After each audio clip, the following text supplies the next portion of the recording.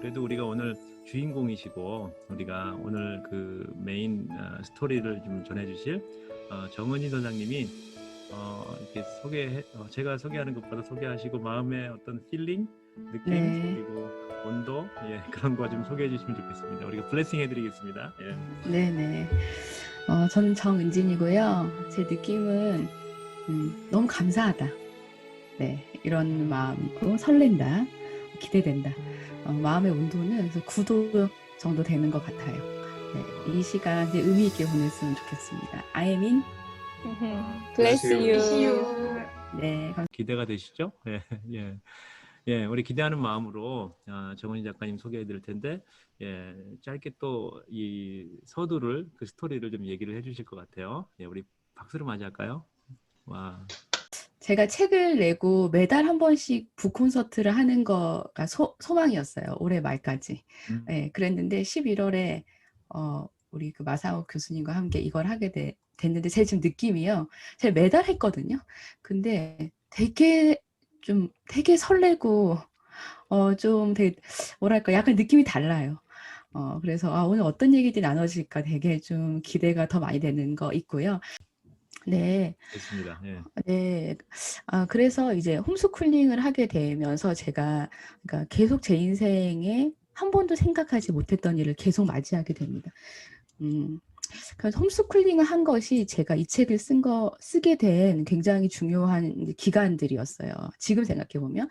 그리고 저는 이제 10대 아들 4명의 엄마예요. 이제 고1, 6학년, 5학년, 3학년 이렇게 있고 여기 밑에 이제 유일한 딸 고양이가 같이 있습니다. 네, 그러면 이제 자녀가 사랑스러울 때와 자녀에게 욱할 때 이 질문을 드린다면 아마 자녀가 사랑스러울 때는 이제 잘 때 이때가 제일 예쁘고 그다음에 또 사진으로 볼 때 제일 예뻐요. 왜냐 이제 이거는 뭐냐면 나를 안 건드릴 때는 얘 너무 예쁘다.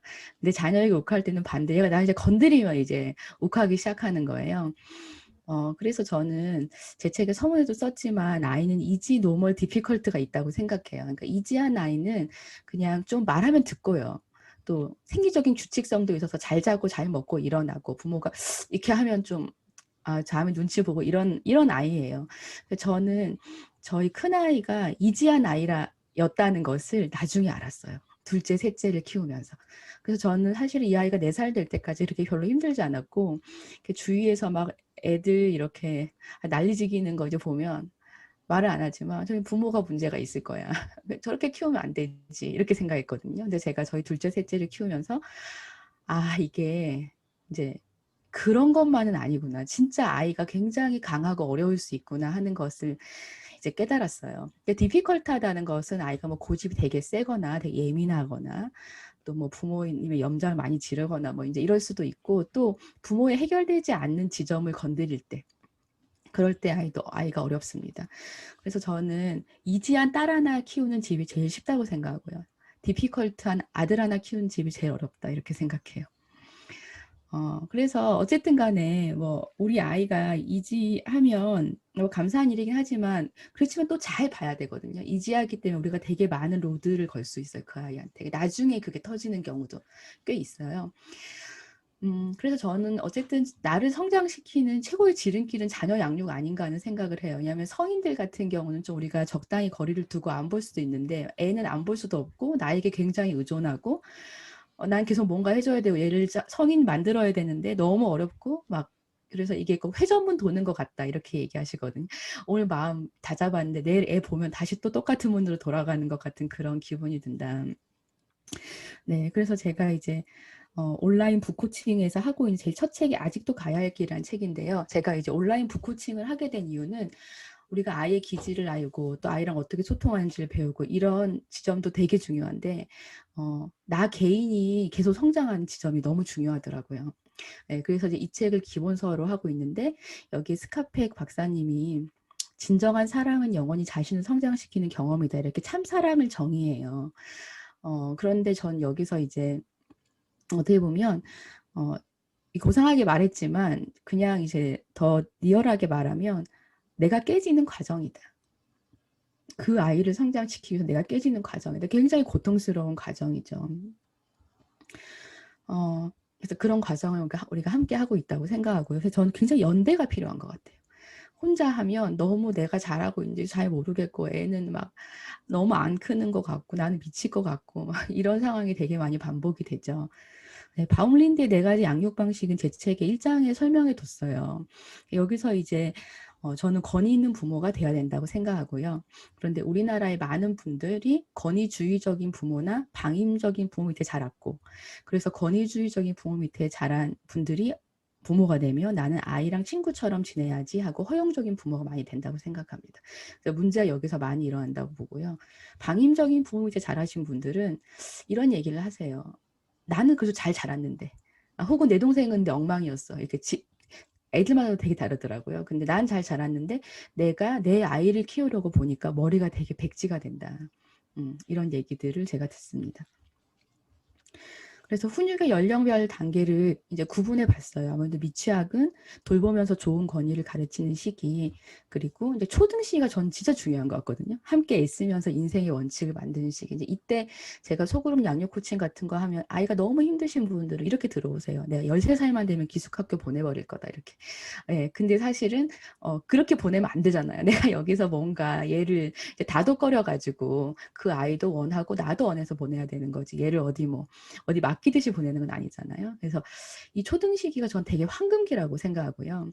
이 시기를 잘 보내면 사춘기가 좀 더 무난해지는 것 같아요. 근데 이 시기에 좀 어려우면 사춘기 때 물러서기가 잘 안 되죠. 왜냐면 이 아이를 믿을 수가 없고 나랑 관계도 너무 좋지 않고. 네. 근데 또 잘 지내면요. 사춘기는 제2의 황금기가 돼요. 왜냐하면 애랑 말이 통하거든요.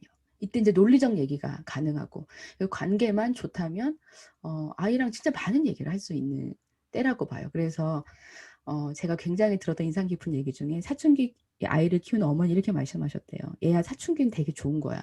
너랑 나랑 이렇게 얘기할 수 있잖아. 그런데 사춘기를 악용하지는 마. 이렇게 얘기하셨다고 하시더라고요. 저희가 완전 최고라고 그랬어요. 네, 그래서 부모의 통제력은 이렇게 아래로 내려가고 자녀의 주도권은 위로 올라가는 형태. 여기가 이제 3단계가 진입하는 시점이라고 저는 생각해요. 자녀에게 욱하는 이유들을 이제 저는 3개를 봅니다. 첫 번째, 훈육이 잘 안 된 경우. 내가 훈육의 개념이 잘 없고 아예 잘 어떻게 될지 모르겠다. 두 번째, 애랑 나랑 기질이 너무 달라서 아무리 이해하려고 해도 안 돼. 아니면 걔랑 나랑 기질이 너무 같아서 나의 보기 싫은 부분이 그 아이한테 너무 많이 보여. 네, 이럴 수도 있어요. 그다음에 3번째는 목표가 너무 이상적인 경우. 아이가 공부도 잘했으면 좋겠고, 친구 관계도 잘했으면 좋겠고, 네, 동생이랑도 잘 지냈으면 좋겠고, 막 이런 거 있잖아요. 네, 그래서 이런 얘기를 하잖아요. 초등학교 5학년 아이가 집에 와서 다녀왔습니다 하고 손 씻고, 엄마 숙제하고 놀을게 하고 숙제하고 놀고, 동생하고 잘 놀다가 9시에 엄마 저 잘게요. 안녕히 주무세요. 이렇게 하면 걔는 상담받아야 된다고. 네, 그런 애는 없다. 네, 그럼 첫 번째 훈육. 이제 제가 홈스쿨링을 하면서 아까 그 자녀 양육에 대한 되게 많은 걸 배웠다고 말씀드렸는데, 그러니까 제가 모로코에 있을 때, 그러니까 저는 거의 갔을 때 제가 한국에서 홈스쿨링한 가족을 거의 보지 못했어요. 그리고 거의 이제 그때 초창기였거든요. 그 가서 이제 저희 팀에 있는 이제 국제팀에 있는 사람들, 미국 사람, 뭐 뉴질랜드, 뭐 어디 이제 어떻게 하나 이런 걸 이제 지켜보고 그랬어요. 그러면서 한국에 오면 책들을 좀 가져가서 공부를 하고. 그런데 그때 제가 이제 발견했던 게, 그 홈스쿨링은 우리 코로나 때문에 계속 집에 많이 계셨겠지만, 애랑 일단 기본적으로 집에 오랜 시간 같이 있잖아요. 근데 애가 말을 안 들어. 애가 이름을 불러 대답을 안 해. 질서가 없어. 이러면 부모가, 이건 홈 지옥이에요. 그래서 이 지점을 굉장히 중요하게 생각해요. 특별히 1단계에서요. 그래서 제가 그 지점을 보고 나는 한국에서 이런 교육을 받은 적이 한 번도 없었는데 이렇게 생각하면서 이제 저희 아이한테 해보기 시작한 거죠. 이제 그렇게 하면서 4인 4색인 이 아이들에게 이게 다 통하면 이게 진짜로 맞는 원리가 되겠구나 생각했고 다 통한다고 생각이 들었어요. 그래서 이 책에 제가 9장에 그것을 잘 설명해 두었습니다. 네, 그래서 훈육의 1차적인 목표는 건강한 자존감과 자기 통제력을 가진 아이로 키우는 것이다. 네. 그래서 훈육은 이렇게 애가 뭐 마트에서 들어눕고 엄마한테 떼쓰고 이거를 지적하는 과정이라기보다는 그건 이제 좁은 훈육의 의미이고요. 더 큰 의미는 아이의 성장을 총체적으로 돕는 과정이라고 생각해요. 그래서 이제 아이를 키울 때 큰 두 가지 원칙 제가 1장에 써놨잖아요. 감정은 수용하고 행동은 수정한다. 나와 남을 해치는 것은 금지한다. 이렇게 큰 기준을 두고요. 이제 훈육이라는 거 아까 제가 문제를 해결하는 거 그 이상이다 이렇게 말씀드렸는데 사실 저는 적절한 사회적 기술을 훈련하는 건 것 같아요. 우리가 아이가 세상에 나갔을 때 잘 기능하기를 원하잖아요. 뭐 어떤 거 하면 우리가 얘가 어떻게 자라면 내가 어떤 사람이면 사람들과 잘 행복하게 살 수 있을까 이렇게 생각해 보면 내가 뭘 원하는지를 알고 정확하게 얘기하고 그 다음에 다른 사람 말을 잘 경청하고 그다음에 이렇게 마음이 안 맞는 때가 있잖아요. 그러면 이것을 갈등을 해결하고 그 다음에 의견이 안 맞으면 협상하고 이거를 계속 훈련하는 것 같아요. 저는 아이들한테. 네, 그럴 때 아이들이 진짜로 이제 그 훈육의 세계로 들어가는 거라고 생각하고요. 그래서 훈육은 화가 나고 문제가 일어났을 때 하는 게 아니고 아무 일도 없을 때부터 시작해야 되는 거라고 생각해요. 그래서 이제 기본적 훈련 2가지와 훈육 6가지 방법은 제가 9장에 써뒀고요. 특별히 이제 아이가 초등 이상이 되면은 저는 가족회의가 하는 거를 너무 중요하게 생각합니다. 예, 이제는 사춘기 시절에 접어들면 특히 이제 강요는 뭐 1년에 한두 번 있을까 말까 하고 거의 모든 것을 협상에 의해서 진행해야 된다고 생각해요. 예, 그리고 이제 좀 아이들이 어리면 그 요청하는 정중한 문장을 가르치고 레고 하고 싶은데 A씨 이게 아니고 레고 엄마 저 레고 10분만 더 해도 돼요? 라고 나한테 물어봐라. 그렇게 문장을 가르쳐주고 또 그것들을 하게 하고 이게 다 어떤 거냐면 이거 서로 존중하는 법이거든요. 예, 내가 서로를 존중하는 대화를 하고 아이가 엄마를 불렀을 때 아이가 아빠를 불렀을 때 내가 응 하고 대답하지만 나도 아이를 불렀을 때 아이가 저한테 대답해야 되는 거죠. 이건 뭐 어떤 로봇 뭐 이런 게 아니라 상대방의 말을 듣고 경청하는 훈련은 되게 중요하다고 생각해요. 네, 그래서 저는 요즘 생각하는 지점은 사랑한다는 것과 존중한다는 것이 같이 가야 되지 않나. 그러니까 우리가 사랑이라는 이름으로 훈육을 하는데 그 훈육이 아이를 존중하지 않는 형태라면 그건 잘못된 거잖아요. 그래서 우리가 아이를 사랑한다고 하면서 그러니까 사랑의 정의나 개념이 다시 저는 되게 중요하게 생각이 들고요. 근데 이제 성경에 고린도전서 13장에 보면 사랑은 오래 참고 사랑은 온유하고 사랑은 무례하지 않다 이렇게 얘기했는데 전 진짜 무례하지 않아야 되는 것 같아요. 아이들한테. 예, 그것이 아이들에게 우리가 사랑으로 다가갈 수 있는 길이고 네, 그래서 이 지점을 많이 생각하게 되는 것 같습니다. 사랑한다면 당연히 존중해야 된다 이렇게 생각해요. 마지막으로 좀 강의를 마치면서 아이에 대한 기대, 전 중2병의 비밀이라는 이 책으로 사춘기 과정을 이제 제 책이랑 이 책을 같이 하는데요. 거기서 이렇게 말해요. 그러니까 기대와 양육 기술의 조합에서 가장 불행한 조합은 어떤 조합이냐? 네, 높은 기대와 낮은 양육 기술이 있을 때다. 네, 아이에게 이상적인 것들을 기대하면서 나는 그냥 안 하면 혼난다, 안 하면 때린다. 뭐 이거 몇 개의 패밖에 안 들고 있는 거예요. 협박, 뭐 조종 이런 거밖에 없다. 그런데 가장 행복한 조합은 어떤 것이냐? 네, 아이의 연령과 역량에 맞는 적절한 기대. 왜 제가 연령과 역량이란 말을 쓰냐면 연령이 같다고 역량이 다 같은 게 아니거든요. 저 옆집에 3학년 저렇게 왜 너는 못해 이렇게 통하지 않는다는 거죠. 그래서 우리 아이의 잘 관찰해야 되고 연령과 역량에 맞는 적절한 기대와 그 높은 양육 기술 제 9장에 설명해 뒀잖아요. 되게 여러 가지 패드를 좀 손에 들고 있으면서 아이의 기질과 상황에 맞게 쓸 수 있으면 좋다고 생각해요. 그래서 이제 마지막으로 정리를 하면 저는 완벽한 부모는 없다. 다 아시죠? 근데 되게 우리는 되게 좋은 부모가 되려고 하는 것 같아요. 근데 제가 좋은 부모가 되려고 하니까 애랑 더 많이 싸우더라고요. 그냥 내가 좋은 걸 주려고 하는데 애가 안 받아. 아니면 내가 이렇게 인풋 해줬는데 아웃풋이 안 나와. 그러니까 막 화가 나는 거예요, 걔한테. 그래서 저는 그냥 적절한 부모가 되기로 했거든요. 네, 이제 그렇게 생각한 이유는 부모가 아무리 그 아이에게 잘해준다 저는 아이의 결핍은 존재한다고 생각해요. 그렇기 때문에 내가 모든 걸 다 해준다고 애를 뭐 결핍 없는 완벽한 아이를 키울 수 없다. 이걸 저는 인정해야 된다 생각하고요.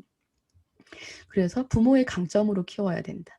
네, 부모가 남편과 아내가 잘할 수 있는 것으로 키우고 그리고 아이가 크기 시작하면 부모의 바운더리 벗어나 버리거든요. 그래서 공동체가 함께 이 아이를 키워야 하고 그 작업을 아이가 초등 때부터 해야 된다. 부모가. 이 아이가 공동체로 나갈 수 있는 길들을 만들어줘야 되는 거죠. 그 공동체를 함께 만들어줘야 된다. 이렇게 생각합니다. 제가 먼저 뭐 이제 하나 질문 드리고 또 우리 같이 나눠보도록 하겠습니다. 그 아이들을 키울 때 이제 성장에 대한 이야기를 계속 하시고 우리가 어떻게 성장할 것인지 부모가 또 어떻게 성장할 것인지에 대한 얘기하셨는데 내 아이가 다 다를 것 같아요. 네. 남자아이 4명을 키웠다고 그러셨는데 저는 이제 그 남자아이 둘에 여자아이 하나거든요. 근데 첫째 아이하고 저하고 성장했던 게 있고 둘째 아이하고 저하고 성장했던 게 있고 셋째 아이하고 지금 저하고 사춘기인데 지금 같이 성장하고 있는 그런 스토리가 있어요. 혹시 그런 거에 대해서 좀 말씀해 주실 수 있나? 그런 스토리가 있나? 예, 여쭙겠습니다. 네, 제가 만약에 첫째만 키웠으면 저는 이 책을 못 썼을 거예요. 그래서 제가 둘째, 셋째한테 빚을 졌다 그 얘기를 서문에 썼는데 저희 아이들이 그 책을 읽었거든요. 그래서 저한테 엄마가 책을 써서 돈 얼마 벌었냐? 우리랑 나눠야 되지 않냐? 예, 우리가 지금 이거를 지금 기여하지 않았냐? 그런 얘기를 했는데요. 네. 그러니까 저는 이제 그러니까 하나의 하나의만의 스토리들이 있고 근데 특별히 저는 둘째랑 셋째 아까 제가 되게 디피컬트하다고 말씀드렸는데 이 아이들을 키우면서 제가 좋은 인간이 아니구나. 이걸 알았던 지점이 저는 되게 굉장히 컸던 것 같아요. 저는 제가 그래도 좀 괜찮은 인간인 줄 알았거든요. 예, 그런데 저의 완전히 끝간대를 보니까 아, 내가 참 죄인이구나.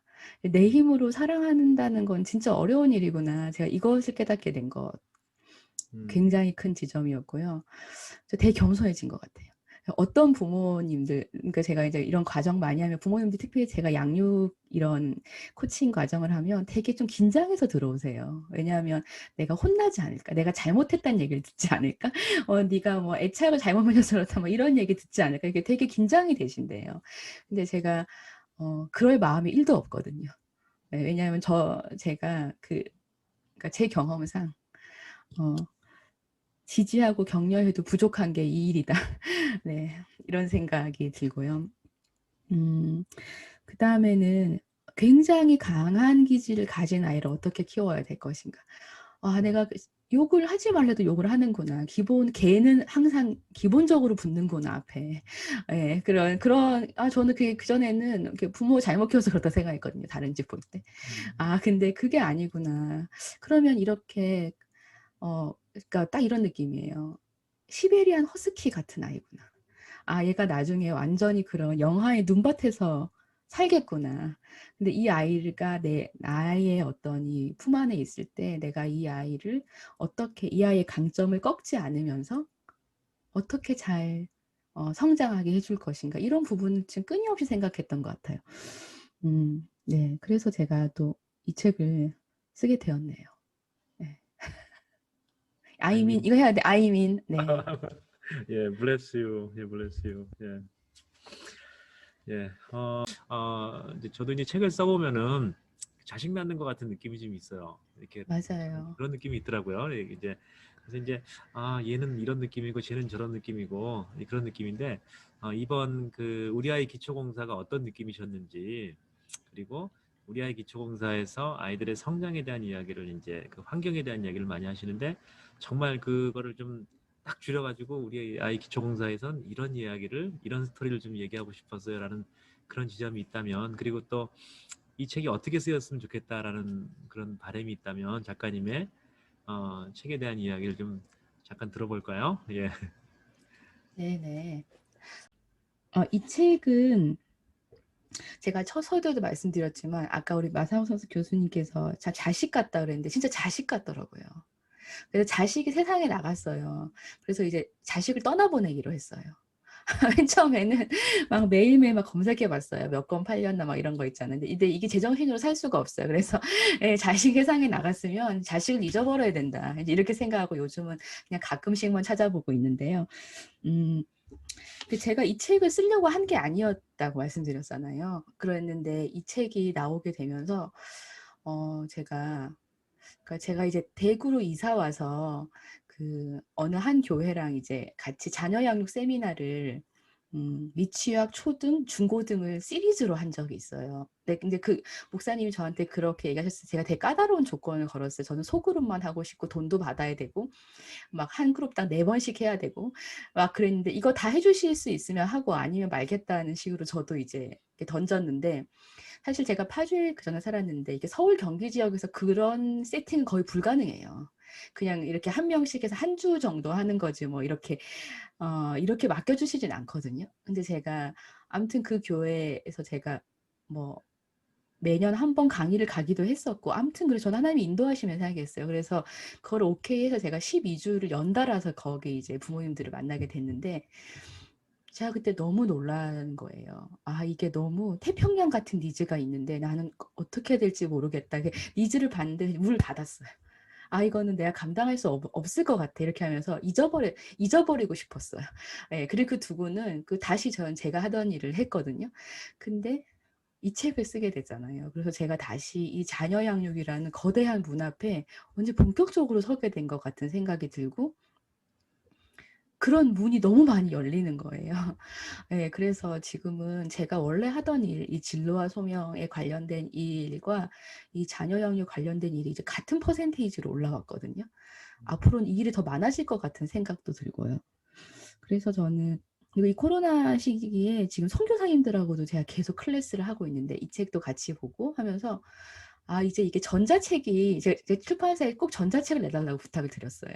근데 전자책이 있으니까 이제 해외에서도 이거 아프리카에서나 이게 보시면서 또 온라인으로 할 수 있어요. 그래서 저는 이 책이 사실은 선교사님들한테 참 많이 갔으면 좋겠다 이런 생각을 하고 있고요. 거기는 확실히 열악하거든요. 이것들 뭐 전자책이 있어도 어떤 책이 좋은지 뭐 큐레이션도 잘 안 되고 되게 어려우세요. 그래서 그런 마음이 있고 이 책을 쓸 때 이 책으로 독서 모임이 많이 일어나면 좋겠다고 생각했어요.